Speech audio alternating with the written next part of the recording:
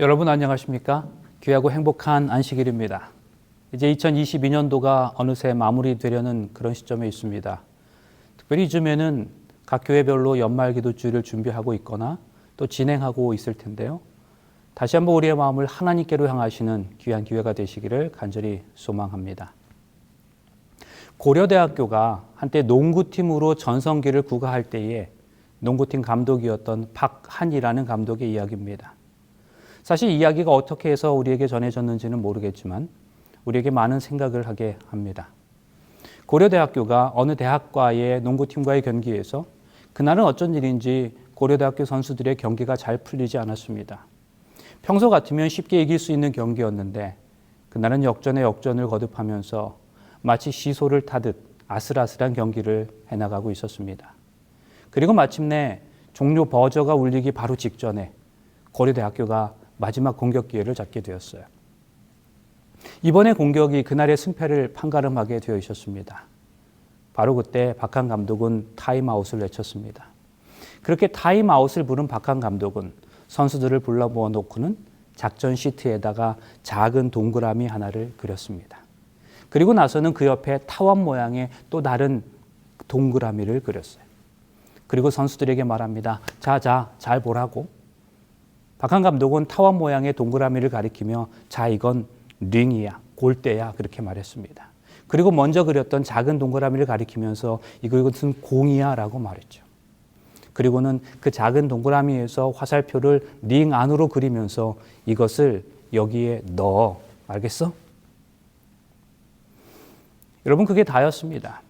승패를 가늠하는 그 귀중한 순간에 감독이 작전 타임을 불러놓고 선수들에게 했던 얘기는 그저 공을 골대 안으로 넣으라는 이야기뿐이었습니다. 여러분, 이것이 무엇을 말하는 것일까요? 기본으로 돌아가라는 말입니다. 기본이 중요하다는 거죠. 농구 경기에서의 기본은 골을 넣는 겁니다. 그래서 그 중요한 순간에 감독은 그저 골을 넣으라고 말한 것이었습니다. 몇 번을 생각해도 일리가 있다고 생각해요.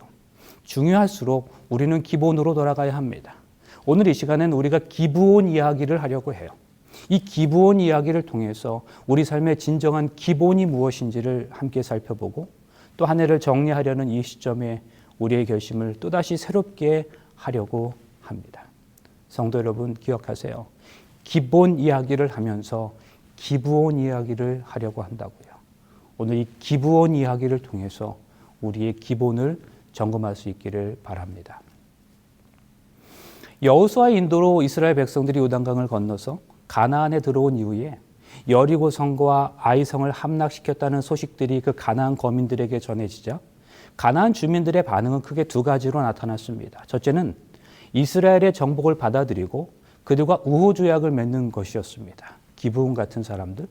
둘째는 이스라엘의 정복을 거부하고 그들과 맞서 싸우는 것이었습니다. 아도니세덱, 야빈과 같은 사람들이었죠. 결과적으로 하나님께서는 이스라엘의 정복을 받아들였던 그 기브온에게는 구원을 베푸셨고 이를 거부한 아도니세덱과 야빈은 심판하셨습니다. 여러분, 이것은 가나안 주민의 구원과 멸망이 그들의 태도 여하에 달려 있었다는 사실을 보여주고 있습니다. 그런데 말씀을 준비하면서 어떤 의미에 있어서 민족적으로 과연 기브온 사람들처럼 억울한 대접을 받고 있는 사람들이 있을까 하는 생각이 들었어요. 여러분, 기브온 하면 우리 머릿속에 가장 먼저 떠오르는 것이 무엇입니까? 사실 우리는 기브온 하면 여호수아와 이스라엘 민족에게 사기친 사람들이라는 생각이 가장 먼저 머리를 스치고 지나갑니다. 저도 어렸을 때 그랬지만 우리 어린 자녀들이 즐겨보는 아더 에스 메스웰의 재밌는 성경 이야기에 그려진 그림처럼 기브온 사람들이 다 떨어진 옷을 입고 떡덩이를 여호수아에게 보여주는 장면이 떠오를 뿐이에요. 그 외에 이 사람들과 관련하여 또 다른 생각은 별로 나지 않는 것이 사실입니다. 가나안의 왕들은 여리고성과 아이성의 진멸 소식을 듣고 나서 즉시 이스라엘에 대항할 준비를 서두르고 있었습니다. 이제 가나안 족속들은 동맹을 맺어서 남부 연합군을 조직했어요. 가나안 거민들 모두가 이스라엘에 대항하기 위해서 동맹을 맺음으로써 성읍 단위로 싸우던 전쟁은 이제 커다란 지역 연합군 간의 싸움으로 변해버리게 되었습니다. 그러나 기브온 거민들은 여리고 성과 아이 성에 대한 소식을 듣고 이스라엘과 싸우는 대신에 그들을 속여서 평화조약을 맺으려고 합니다. 기브온 족속은 히위 족속에 속했는데 이때 그 히위 족속은 가나안 땅 도처에 집단적으로 흩어져 살고 있었습니다. 여호수아 당시 이들은 기브온을 중심으로 그비라, 부에롯, 기럇 여야림 등지에 주로 거주하고 있었어요. 기브온 거민들은 자신들이 전쟁에서 승산이 없다는 것을 알고 있어서 이스라엘과 화친을 맺기 위해서 대단히 치밀한 모략을 사용합니다.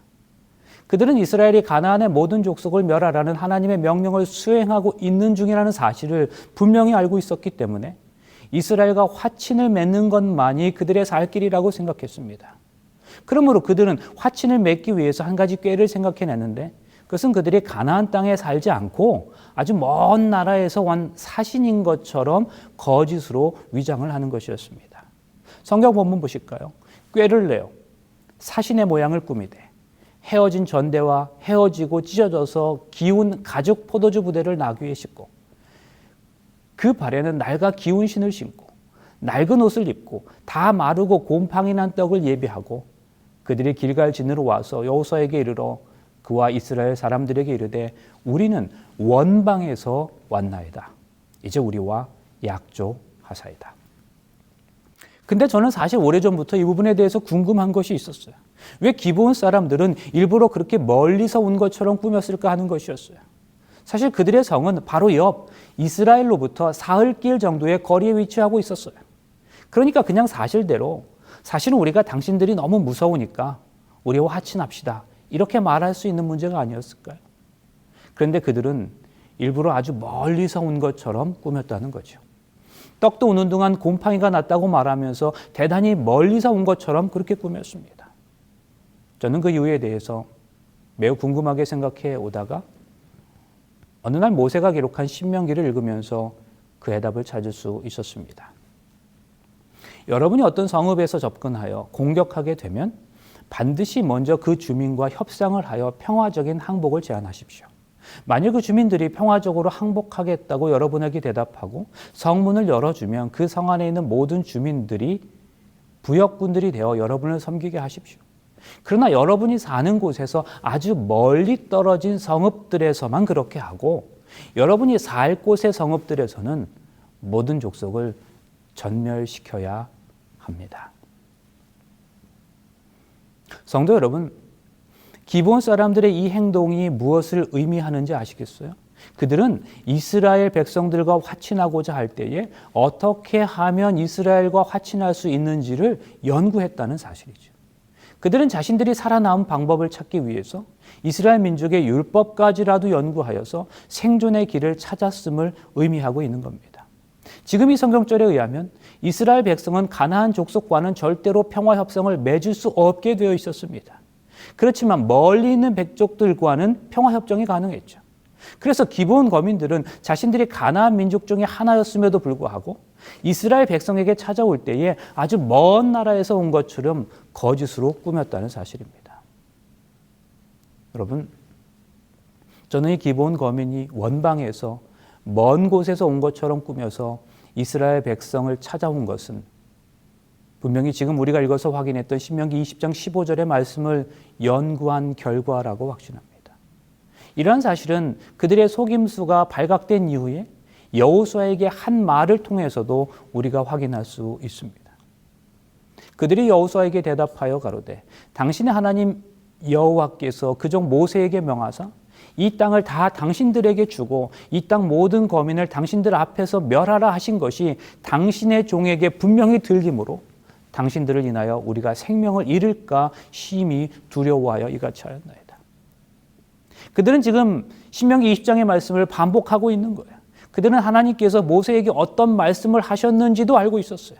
이처럼 기브온 거민들은 자신들이 살아남기 위해서 율법을 살펴보게 되었고 결과적으로 그 율법을 연구하여서 살아남을 수 있는 길을 찾을 수 있었던 거죠. 그뿐만이 아닙니다. 그들이 길갈 진으로 와서 여호수아에게 이르러 그와 이스라엘 사람들에게 이르되 우리는 원방에서 왔나이다. 이제 우리와 약조하사이다. 여기서 약조하다는 히브리어 표현은 카라트 베리트인데 이 말을 직역하면 언약을 베다라는 그런 뜻입니다. 언약과 베는 것이 결합한 것은 고대 이스라엘에서 언약을 맺을 때에 짐승을 잡아 고기를 베어 놓고 그 조각 사이를 지나가는 풍습이 있었기 때문이었어요. 이러한 풍습은 만약 그 언약을 어기면 지금 죽임당한 짐승과 같이 죽임을 면치 못할 것이라는 것을 의미했습니다. 그리고 그 약속을 의미했어요. 기본 사람들은 그렇게 이스라엘 사람들과 화친하는 일에 그들의 모든 것을 다 걸었습니다. 그들은 이스라엘 민족의 율법을 철저히 연구했어요. 그리고 그들의 언약 의식에 따라 자신들의 충성을 맹세했던 것입니다. 여러분, 이것은 대단히 중요한 문제예요. 기본 사람들의 이러한 모습 속에서 우리는 그들의 이스라엘 하나님에 대한, 그 하나님께서 주신 말씀에 대한 특별한 관심의 모습을 살펴볼 수 있게 되는 거죠. 그런데요, 그들의 그 거짓말이 단 3일 만에 들통이 나고 말았습니다. 그런데 가만히 생각해 보면 역사가 주는 교훈은 대단하다고 할 수 있습니다. 야곱의 이야기로 거슬러 올라가 봅니다. 창세기 34장에 보면 히위 족속에 대한 이야기가 언급되고 있는데, 사실 이 기브온 거민이 앞서 말씀드린 대로 바로 이 히위 족속이었습니다. 기브온 거민 히위 사람 외에는 이스라엘 자손과 화친한 성읍이 하나도 없고 다 이스라엘 자손에게 쳐서 취한 바 되었다고 한 것처럼 기브온 사람은 히위 족속이었어요. 그런데 일찍이 이 히위 족속 중 하몰의 아들 세겜이 야곱의 딸 디나를 욕보였다가 크게 보복당한 적이 있었죠. 야곱의 아들들은 자기 여동생 디나가 당한 수욕을 보복하기 위해서 디나와 결혼하고자 한다면 모든 남자가 다 할례를 받으라고 요구한 뒤에 그들을 무참히 살육했던 사건이 바로 창세기 34장의 사건이에요.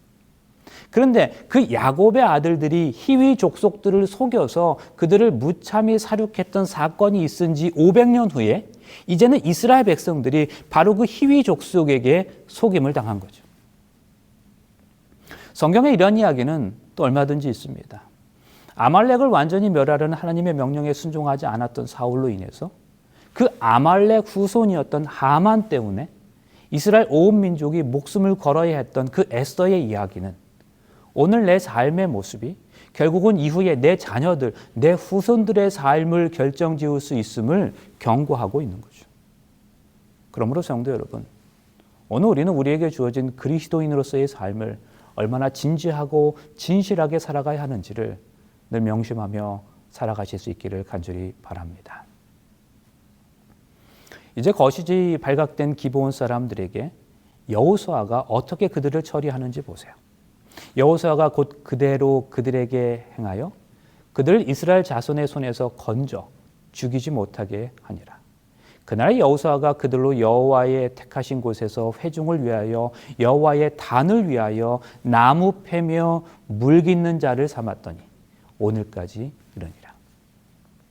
비록 이스라엘 백성들은 거짓에 속아서 조약을 맺었지만 그들을 죽이지 않겠다고 여호와의 이름으로 맹세했기 때문에 그 약속을 지킬 수밖에 없었습니다. 어떤 성경학자는 말하기를 이 화친 조약이 거짓에 속아 맺어진 것이므로 이 거짓이 발견된 이후에는 그 조약을 파기할 수도 있었다고 말합니다. 그러나 사실 이 계약은 단순히 이스라엘과 기브온 족속과의 계약이 아니라 하나님 여호와의 이름으로 계약된 것이었기 때문에 파기할 수는 없는 것이었죠. 만약 이스라엘이 이 약속을 파기한다면 여호와 하나님의 이름이 멸시를 당하게 되는 것이고 여호와의 신실하심이 의심을 받게 될 것이었습니다. 따라서 이 계약을 파기하지 않는 족장들의 행동은 옳았다고 보아야 할 것입니다. 아더 핑크라고 하는 성경학자는 이러한 족장들의 처사에 대하여 그들은 비록 속았지만 명예로운 처신을 했다고 말하고 있습니다. 기본 사람들은 비록 거짓으로 조약을 맺긴 했지만 아무튼 그들은 결과적으로 이 조약으로 인해서 생명을 유지할 수 있었습니다. 그러나 그들의 거짓말로 인해 그들의 자유를 박탈당하고 이스라엘에 대하여 영원한 종이 되어야 했습니다.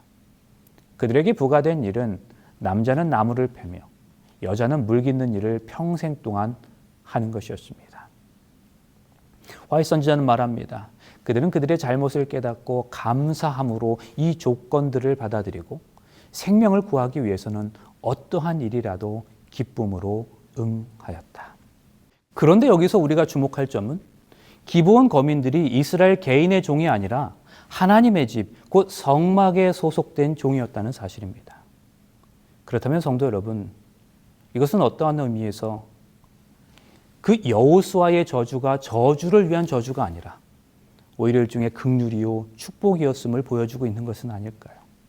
이러한 일은 야고로부터 흩어질 것이라고 저주를 받았던 레위 지파가 오히려 성전 일을 맡게 되어 오히려 축복이 된 것과 같은 그러한 것이었다고 할 수 있겠습니다. 이들이 맡았던 나무를 패고 물 깃는 일은 성막에서 제사 때에 필요한 나무를 예비하고 제사장이 정결 의식을 할 수 있도록 물두멍에 물을 채우는 일이었습니다. 사실 성막의 장무는 레위인들이 담당했지만 이제부터 어렵고 힘든 일은 기브온 사람들이 하게 되었죠. 그들의 속임수에도 불구하고 그들에게 생명이 보장되고 이처럼 하나님의 성전에서의 봉사의 일이 주어졌던 이유에 대해서 와이 선지자는 이렇게 또 설명합니다. 기브온인들은 우상 숭배를 버리고 여호와를 경배하기로 서약하였으므로 그들의 생명을 보존한 것은 우상 숭배하는 가나안인들을 멸하라는 하나님의 명령을 어기는 것이 아니었다. 약속이 충실한 자는 하나님께서 복을 주시죠. 여러분, 오늘 우리가 믿는 하나님은 참으로 신실하신 하나님이십니다. 약속을 지키시기에 분명하신 하나님이세요. 비록 기브온 사람들이 이스라엘을 속이고 맺은 언약이었지만 그것이 하나님의 이름으로 맹세된 것이었기 때문에 절대로 깨져서는 안 되는 것이었습니다. 그런데 우리가 사무엘하를 읽다가 보면 한 가지 조금은 섬뜩한 사건을 발견하게 됩니다. 사무엘하 21장에 보면 3년 연속으로 이스라엘의 기근이 찾아왔습니다. 왕이었던 다윗은 그 기근의 원인이 무엇인지를 하나님께 간구합니다. 그러자 하나님께서 다윗에게 이렇게 말씀하시죠. 다윗의 시대에 연분년 3년 기근이 있으므로 다윗이 여호와 앞에 간구하매 여호와께서 가라사대 이는 사울과 피를 흘린 그 집을 인함이니 저가 기브온 사람을 죽였음이라 하시니라. 잘 보세요. 비가 오랫동안 오지 않은 이유가 이스라엘이 기브온 사람을 죽였기 때문이랍니다. 기브온은 분명 이스라엘 족속이 아니에요. 그러나 여호수아 시대에 비록 속아서 여긴 했지만 기브온 족속을 살려주겠다고 맹세했습니다. 그런데 이후에 어쩐 일인지 사울은 기브온 사람들을 죽이는 데 열심이었어요. 그러나 하나님께서는 그 약속을 지키지 않은 이스라엘에 사울과 사울의 가정에 징계를 내리실 만큼 그 약속을 소중히 여기셨다는 사실이죠. 하나님께서는 당신이 얼마나 언약을 중요하게 생각하는지를 다윗과 온 이스라엘 백성들에게 알리기를 원하셨던 겁니다. 그래서 다윗의 그때로부터 이미 400년 전의 약속이었지만 하나님은 그 맹세를 깨뜨린 이스라엘을 심판하셨던 겁니다. 그 공의롭고도 신실하신 하나님을 생각할 때 우리 역시 얼마나 신실한 삶을 살아가야 할 것인지를 다시 한번 돌아보게 합니다. 하나님의 백성은 반드시 약속을 붙들어야 합니다. 더욱이 하나님을 택한 백성, 그 이스라엘뿐만 아니라 이방 백성들까지 그 약속을 지키기를 원하시기 때문입니다. 그런데 여러분, 이런 사실은 우리에게 정말 귀한 희망을 줍니다. 오늘 우리가 예배한 하나님은 그토록 언약을 지키시기에 신실하신 하나님이시기에 아무리 오랜 시간 전에 하신 언약이라고도 그저 잊지 않고 반드시 기억하시는 그 하나님이시기에 오늘도 우리는 그분의 약속을 믿고 의지할 수 있는 것 아니겠습니까? 우리는 오늘도 그 약속 때문에 살아가는 겁니다. 그러므로 우리가 당하는 고통과 고난의 순간에도 우리는 그 주님의 약속을 의지하여 참고 견딜 수 있는 거죠. 세상이 아무리 악하고 희망이 없는 것처럼 보여도 주님께서 다시 오실 것이라는 그 희망이 오늘 우리를 살아가게 하는 것입니다. 사랑하는 성도 여러분, 우리 하나님은 그러하신 분입니다.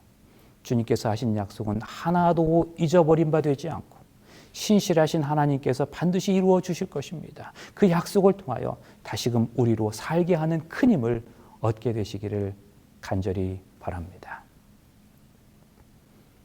그런데 여러분, 그렇게 비록 속임수였지만 그러한 방법을 통해서 이스라엘과 언약을 맺은 기브온 사람들의 이후 행적에 대해서 성경은 또 어떻게 말하고 있는가 보세요.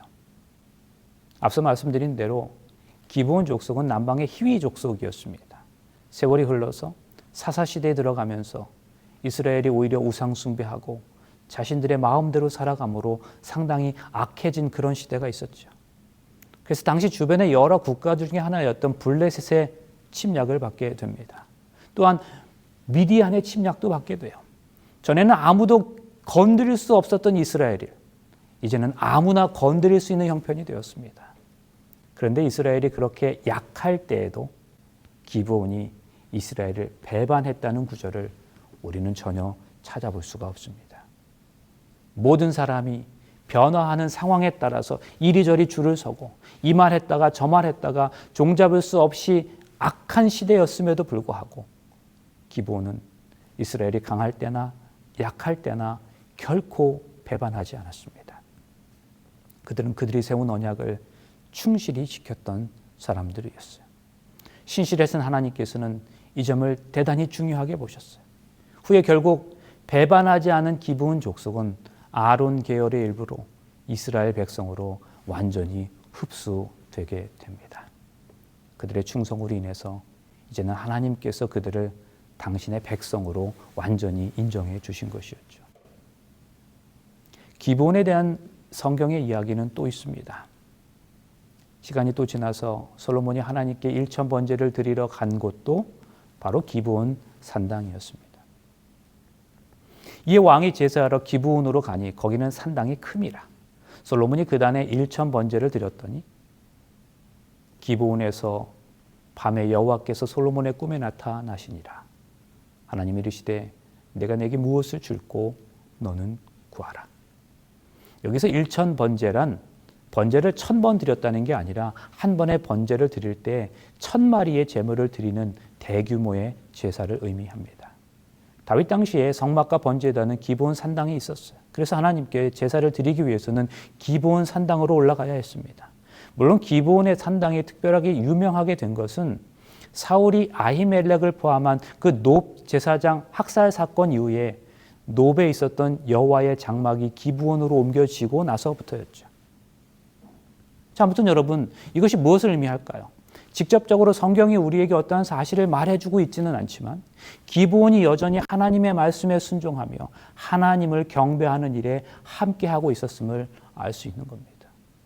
비록 성경의 표현대로 하나님께 예배드릴 그럴듯한 성전이 없어 오히려 산당에서 제사하며 분향하였지만 이 특별한 제사와 예배의 의식을 위하여 기브온 산당이 선정될 정도로 그 당시 그곳이 가장 중요한 곳이었음을 말해주고 있는 겁니다. 어떤 의미에 있어서 그 당시 이스라엘 백성들의 눈에 비친 기브온 사람들은 대단히 고맙고 감사한 사람들이었을 겁니다. 자신의 민족이 강성할 때 그들이 스스로 그렇게 종이 되었지만 반대서 이스라엘이 가장 약했던 순간에도 배신하지 않았던 충성의 사람들로 인식되어져 있었던 거죠. 그러므로 기브온이라는 장소는 이스라엘 백성에게 충성의 장소였습니다. 신실함의 장소였습니다. 솔로몬은 하나님께 매우 중요한 제사를 드리기로 결심하면서 기브온 사람들이 자신들에게 그렇게 충성을 다했던 것처럼 이제는 자신들도 하나님께 그토록 충성된 사람이 되기로 결심했던 겁니다. 그래서 솔로몬은 중요한 예배의 장소로 기브온을 선택한 것이었습니다. 그런데요, 기브온의 이야기는 여기서 끝나지 않습니다. 급이라는 히위 족속에 속한 성읍이었는데요, 나중에 베냐민 지파의 영토가 되었습니다. 부에론 역시 나중에 베냐민 지파의 땅이 되었습니다. 기럇 여아림은 기브온 족속의 성읍 중에서 하나로 바알라 또는 기럇 바알이란 이름으로도 불리우는데요. 후에 이 성읍은 유다 지파와 베냐민 지파 사이의 경계선에 위치하였습니다. 그리고 블레셋 사람들이 언약궤를 벨세메스로 돌려보낸 후에 다윗 왕이 그것을 예루살렘으로 가져갈 때까지 하나님의 언약궤는 기럇 여아림에 20년 동안이나 있었습니다. 기브온 사람의 땅에 하나님의 언약궤가 보관되어져 있었던 거죠. 그래서 그들은 하나님의 언약궤를 20년 동안이나 보관하는 귀한 특권을 누릴 수 있었습니다. 계속되는 역사 속의 기브온 이야기입니다. 세월이 또 흘러서 북방 이스라엘이 아수르에 의해 멸망당하고 남방 유다마저 바벨론의 침략으로 멸망을 당합니다. 그리고 수많은 이스라엘 백성들이 포로로 잡혀갔어요. 그리고 약속된 70년이 차서 많은 이스라엘 백성들이 다시 고향으로 돌아왔습니다. 그리고 무너진 성벽을 재건하는 일들이 시작되는데 느헤미야는 그때의 한 장면을 이렇게 묘사합니다. 그 다음은 기브온 사람 물라야와 메로노 사람 야돈이 강서편 총독의 관할에 속한 기브온 사람과 미스바 사람들로 더불어 중수하였고, 느헤미야는 이스라엘 백성들 가운데 기브온 사람들이 무너진 성벽을 재건하는 일에 앞장섰다는 사실에 주목하고 있습니다. 기브온 사람들은 충성하여 하나님께 인정받고 일단 내려진 결정에 대해서는 매우 신실한 태도를 보였다고 성경은 이처럼 일관되게 기록하고 있는 것입니다. 이제 말씀을 마치려고 합니다. 오늘날 너희 곧 너희 두령과 너희 지파와 너희 장로들과 너희 유사와 이스라엘 모든 남자와 너희 유아들과 너희 아내와 내 중에 있는 객과 물은 너를 위하여 나무를 패는 자로부터 물 깃는 자까지 다 너희 하나님 여호와 앞에 선 것은 너희 하나님 여호와의 언약에 참여하며 또 너희 하나님 여호와께서 오늘날 내게 향하여 하시는 맹세에 참여하여 여호와께서 이왕에 내게 말씀하신 대로 또 내 열조 아브라함과 이삭과 야곱에게 맹세하신 대로 오늘날 너로 세워 자기 백성을 삼으시고 자기는 친히 내 하나님이 되시려 함이니라. 모세가 기록한 신명기 29장의 말씀이에요. 모세는 자신의 임종 직전에 이스라엘 백성들에게 했던 4번의 설교 중 그 마지막 설교, 고별 설교를 하면서 나무를 패고 물 깃는 자들에 대한 언급을 하고 있습니다. 그러면서 그들은 모두가 다 하나님의 언약에 참여하게 될 것이라고 말해요. 하나님의 맹세에 참여하게 하실 것이라고 말합니다. 하나님께서 그러한 사람들을 당신의 백성으로 삼으실 거라고 말합니다. 그런데 여러분 기억하세요. 오늘 우리가 살펴본 기브온 족속이 바로 나무를 패며 물 깃는 자들이었어요. 그러한 그들이 하나님의 언약에 참여하여 하나님의 백성으로 살아가는 모습을 우리가 살펴보았습니다. 그렇다면 여러분, 어쩌면 모세가 자신의 마지막 설교에서 언급했던 나무를 패며 물 깃는 자들에 대한 언급은 바로 이 기브온에 대한 예언이 아니었을까요? 사실 모세는 이 기브온 사람들을 아직 보지도 못했습니다. 모세가 이 예언을 하던 그 순간에 기브온 사람들은 요단강 저편 저 가나안 땅에 있었어요. 모세는 요단강을 건너지 못하고 죽었습니다. 모세가 이 설교를 할 때 기브온의 이야기는 먼 미래의 이야기였다고요. 아직 경험하지도 않은, 보지도 않은 이야기였습니다. 성도 여러분, 저는 이러한 사실을 확인하면서 제 마음에 설명할 수 없는 전율이 있었어요. 하나님이 이미 다 하신다는 거예요. 하나님이 이미 다 준비해 놓으셨다는 겁니다. 하나님은 당신의 약속은 반드시 지키신다는 겁니다. 성도 여러분, 오늘 이 하나님으로 인해서 감사하게 되시길 간절히 바랍니다. 기브온 족속은 가나안 족속이었어요. 그러므로 그들은 가나안에 입성한 이스라엘 백성들에 의해서 죽을 수밖에 없는 처지였어요. 그러나 하나님의 능력을 알고는 두려워하여 화친함으로 율법을 연구하여 피할 길을 찾음으로 그리고 섬기는 자세를 가짐으로 그들의 생명을 보존하였습니다. 그러나 그렇게 했던 그들의 행동이 모두가 다 잘한 것이었다는 말씀은 아니에요. 화해 선지자도 이 부분을 이렇게 분명하게 지적합니다. 그러나 기브온인들이 정직하게 이스라엘과 교섭하였더라면 훨씬 더 좋은 대우를 받았을 것이다. 그러나 그럼에도 불구하고 그 이후에 그들이 받고 누렸던 축복은 이루 헤아릴 수 없이 많았습니다. 비록 그들의 기만은 굴욕과 노역을 가져왔지만 여호와께 복종함으로 생명의 보존을 얻을 수 있었어요. 하나님께서는 이교의 우상숭배를 버리고 이스라엘과 연합하는 자들은 모두 다 언약의 축복을 나누어 가질 수 있도록 그러한 조치를 취해 놓으셨기 때문입니다. 사랑하는 성도 여러분, 우리 그리스도인들도 기브온과 같이 인생을 하나님께로 걸어야 합니다. 약속을 인정하고 영원히 충성을 다하는 그 모습을 보일 때 하나님께서 기뻐하시는 겁니다. 이것이 우리 모든 그리스도인들의 기본적인 삶의 모습이 되어야 하지 않겠습니까? 평생도록 변함없이 온전히 하나님께 충성하는 믿음의 사람들이 되실 수 있기를 간절히 바랍니다. 이것이 정말로 우리 삶의 기본이 되어야 할 줄로 믿습니다.